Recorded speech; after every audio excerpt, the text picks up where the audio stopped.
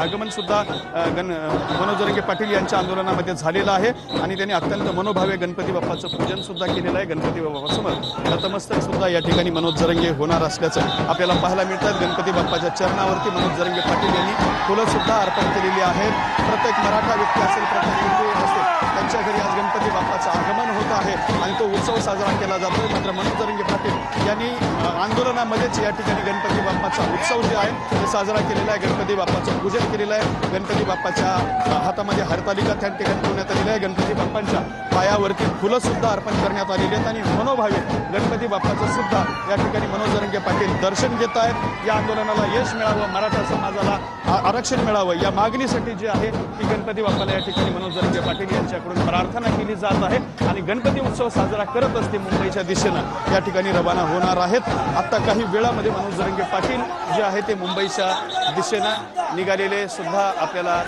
पाहायला मिळतील। या ठिकाणी त्यांनी गणपती बाप्पाचं दर्शन घेऊन गणपती बाप्पाचं पूजन सुद्धा केलं असल्याचं आपल्याला या ठिकाणी पाहायला मिळत आहे। एक महत्त्वाचा प्रसंग आहे की मनोज जरांगे पाटील यांनी आपल्या मंचावरती गणपती बाप्पाचं पूजन केलेलं आहे। खरं तर ज्या वेळेला मनोज जरांगे पाटील आंदोलन करतात त्या वेळेला मनोज जरांगे पाटील हे छत्रपती शिवरायांच्या पुतळ्याचं त्या ठिकाणी पूजन करतात। छत्रपती शिवरायांच्या आरती सुरू झालेली आहे। गणपती बाप्पाची आरती जी आहे ती मनोज जरांगे पाटील यांच्या हस्ते केली जात आहे।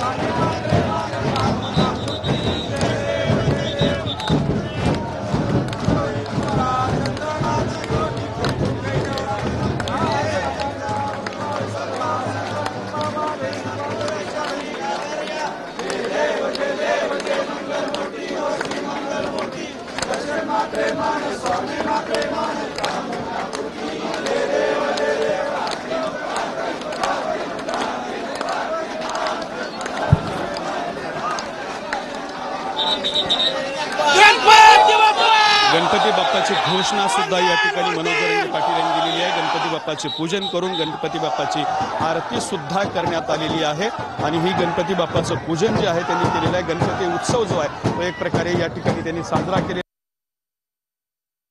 आहे। आगमन जे आहे झालं असल्याचं आपल्याला पाहायला मिळतं आणि उत्सव झाल्यानंतर आपण गावातील महिलांकडून मनोज जरांगे पाटील यांचा उत्सव होतोय।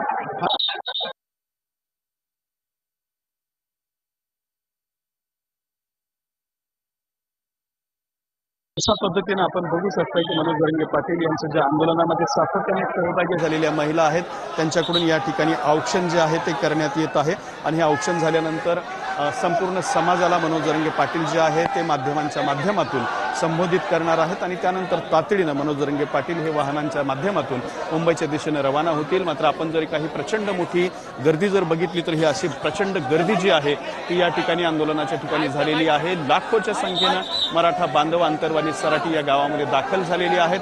जोरदार जल्लोष आणि एक वेगळा उत्साह जो आहे तो या आंदोलनामध्ये आपल्याला पुन्हा एकदा पाहायला मिळत आहे। या ठिकाणी वेगवेगळ्या जाती धर्माकडून सुद्धा मनोज जरांगे पाटील यांना साथ समर्थन देण्यासाठी अनेक लोक सुद्धा या आंदोलनामध्ये सहभागी झालेले आहेत आणि त्यांना सुद्धा सोबत घेऊन मनोज जरांगे पाटील मुंबईच्या दिशेने रवाना होणार आहेत। आता स्वतः प्रत्यक्षात मनोज जरांगे पाटील या ठिकाणी संवाद साधणार आहेत। संवाद साधून ते मुंबईच्या दिशेने निघतील। मात्र एक मोठं भव्य दिव्य आंदोलन जे आहे त्याची जी ताकद आहे त्याची जी तीव्रता आहे ती आत्तापासूनच जाणवायला लागलेली आहे आणि अशा पद्धतीने हे प्रचंड मोठं आंदोलन जर आपण बघितलं तर या ठिकाणी सुरू होत असताना आपल्याला पाहायला मिळतंय लोकांमध्ये सुद्धा तितकाच उत्साह, तितकेच ऊर्जा आणि तोच जल्लोष या ठिकाणी पाहायला मिळतोय। हे सगळा समुदाय जो आहे, हे सगळे मराठा बांधव जे आहे ते मुंबईच्या दिशेने